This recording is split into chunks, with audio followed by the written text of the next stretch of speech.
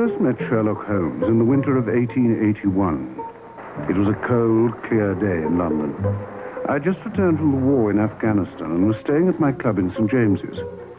A friend heard that I was looking for a small, comfortable flat in the West End, and he arranged a meeting with Holmes, who had just moved into 221B Baker Street.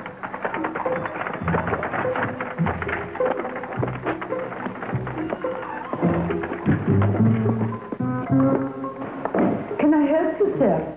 I'm looking for Mr. Sherlock Holmes. Oh, you must be Dr. Watson. Yes. Mr. Holmes is expecting you. Come right up, sir. Thank you. I'm the housekeeper, Mrs. Hudson. How do you do, Mrs. Hudson?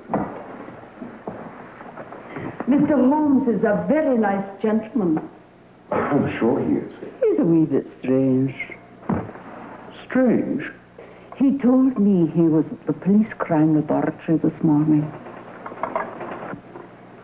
Really? To beat a corpse with a stick.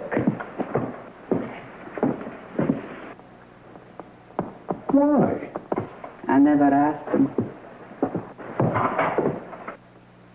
I had no idea at the time that I was going to meet one of the most extraordinary men of the times.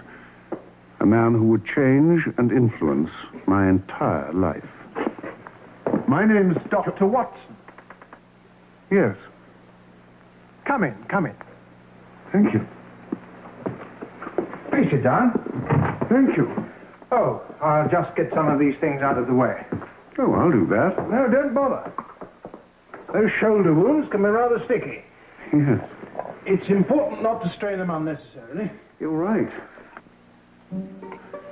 How did you know that I'd been wounded in the shoulder?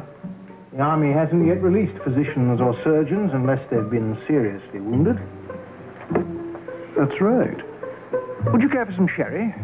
I have some here, I'm certain. How do you know I didn't sustain a leg wound? You're not limping. Which shoulder? The left.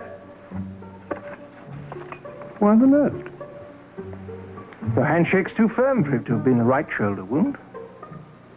How do you know I wasn't wounded internally? If you'd been wounded internally, there'd be no reason for you to carry your left shoulder so stiffly. Oh, it all seems very simple when you explain it like that.